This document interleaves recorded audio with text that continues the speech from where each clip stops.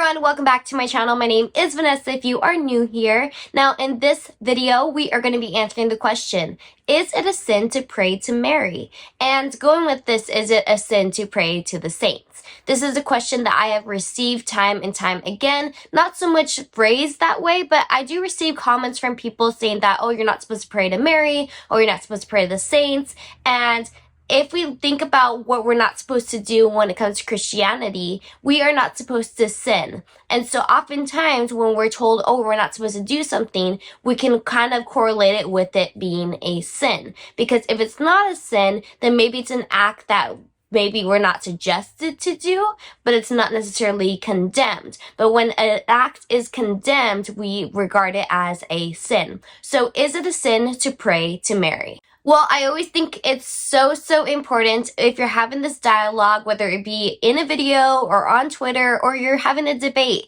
it's so important to always define your terms. You could be arguing about something and then someone could be arguing about something totally different, but if you don't define your terms, you're never going to come to common ground and find that common denominator. So let us define our terms. What does pray mean? Well, according to Merriam-Webster, there's actually two types of definitions that come when we talk about praying. There is a transitive verb, and then there's the intransitive verb. So I'm going to be defining both of these verbs of the word pray. So the transitive verb is defined as implore, entreat, often used as a function word in introducing a question, request, or plea. And then the transitive verb is defined as to make a request in a humble manner, or to address God or a God with adoration, confession, supplication, or thanksgiving. So when we look at these definitions of the word pray, the first two definitions of the word pray do not conflict with any teaching in Christianity. You're allowed to ask other people to do things for you, whether it be in Christianity or it be just in your everyday life. There is no sin that comes along with that. But when we look at the last definition, that's often the definition that non-Catholics use against Catholics when talking about praying to Mary or to the saints. They often think that when Catholics say they pray or they ask for the intercession of Mary or the saints, that they are defining it as like adoration to a god. But as we see, pray can mean two different things. Or three different things. Now, to better understand what Catholics mean when they say that they pray, we can't just go to Merriam-Webster because Merriam-Webster isn't the authority over all things. So what we want to do is understand where this authority comes from when someone says something. And so oftentimes when we make a claim or we say something, we are the authority of what we mean. Now, there's a beautiful video by How to Be Christian that further explains this way better than I could. So I'm going to link that down below. I suggest you check it out. It's one of the top videos on his channel. It's a great video to watch. So like I said, please check it out after this video. But the person who makes the claim or who says the thing, they have the authority over what they mean. Here, let me give you a random example. So imagine I'm approaching a building and it has these big words on it that say church. So in my head, I'm defining that as being a church. You know, a church building, a place where I can go and worship. But if it has an ES at the end, it could say churches. And so I could go, okay, it's a building with a lot of different churches. And I may go in ready to pray and the people are like, no, sweetheart, you need to pay, not pray. Because instead of it being a church as I'm defining it as, it's church's chicken. And they want me to buy the chicken and not be praying at the front counter. Now, it would be nice to pray at the front counter, but we understand that that's not what church's chicken is for. It's a place to go buy chicken. I've actually never bought chicken from Church's Chicken. I was just thinking of a place. I think it's a place, right? Church's Chicken is a place to buy chicken? Maybe. But the authority of a term and how it's defined comes from the person who is making the statement or making the claim. Now, people can lie. That is a case that we all know about. But if I'm saying that I'm going to church, you could understand that as, oh, she's going to church to worship, she's going to pray, she's going to do this or that. But I may be saying no, I'm going to church, like church's chicken, to get some chicken. And it may be totally different. So when we want to understand what someone means about something, it's so important for us to go to the authority of the person making the claim. So when the Catholic Church talks about praying, it's important to go and see what does the Catholic Church mean when they say I'm praying or to pray.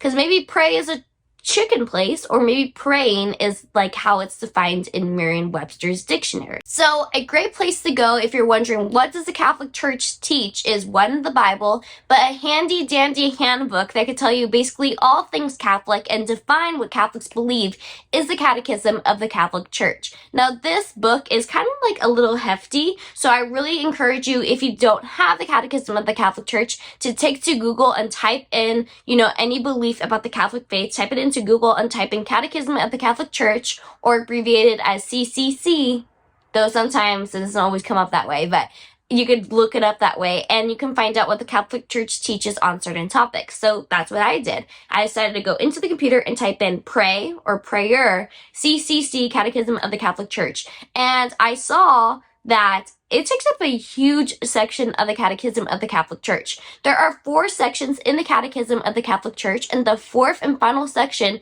is dedicated entirely to Christian prayer. So the Catholic Church really defines the word prayer. It's almost like they anticipated that people are going to take the word and like switch it around and give their own definition to it. So if you want to know what the Catholic Church teaches about Christian prayer, then there's about 300 plus paragraphs out there that define the word prayer in the Christian Catholic context. Now they really break it down for you, but there's 4 main ways that the Catechism of the Catholic Church defines the word prayer. And I'm going to name the 4 ways. The first one is prayer of blessing or adoration. The second is prayer of petition. The third is prayer of intercession. And the 4th is prayer of thanksgiving. I don't know why in my notes I said there's 4 ways because there's a 5th way. And I wrote out the 5th way, so I don't know why I said that. But then there's prayer of praise. Asking Mary or the saints to pray on our behalf is defined in one of the 5 ways of prayer, and that is the prayer of intercession. Because we implore on them, we ask them to intercede for us. And so this prayer is different than prayer of adoration or prayer of blessing, because we're not adoring and bowing down to Mary or the saints as though they are a deity. We are instead asking for them to pray on our behalf. Now, we've done many videos on this channel talking about, can the saints hear our prayers? Is it okay to pray to the saints? Questions like that. So if you guys want to dive a little bit deeper, I will totally have those linked down below, or places where you could find the answers to those questions if you want to further dive into this. Paragraph 2647 says, prayer of intercession consists in asking on the behalf of another.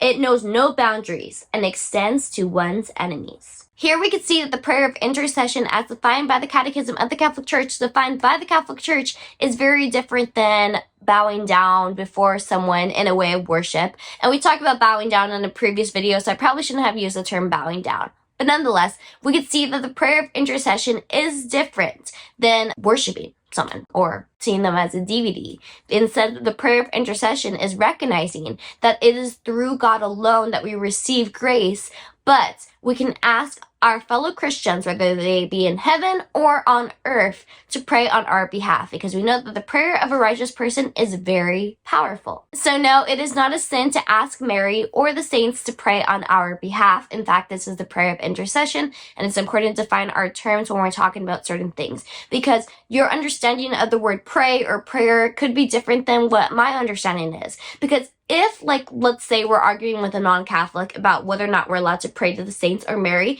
but they're defining the word prayer as Merriam-Webster did in the 3rd definition, we can understand that they are correct. If we're defining the word prayer there and that it's talking about like adoration to a deity, then we understand that yes, that is a sin.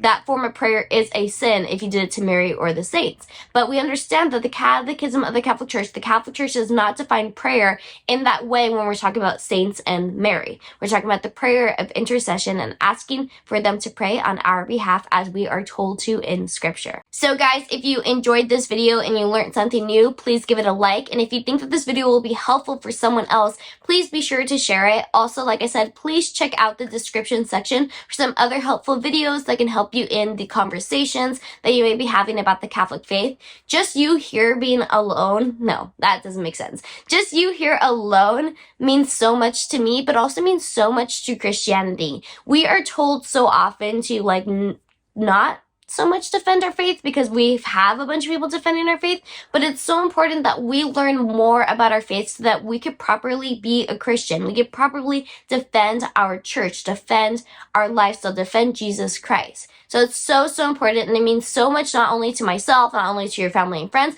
but to God, that you are encouraging this fruitfulness, engaging in your faith, learning more. It's so important, not just for you, but also for the other Christians that may come and may ask you a question. So guys, I hope you enjoyed this video, and I look forward to seeing you guys in my next. Bye. Bye.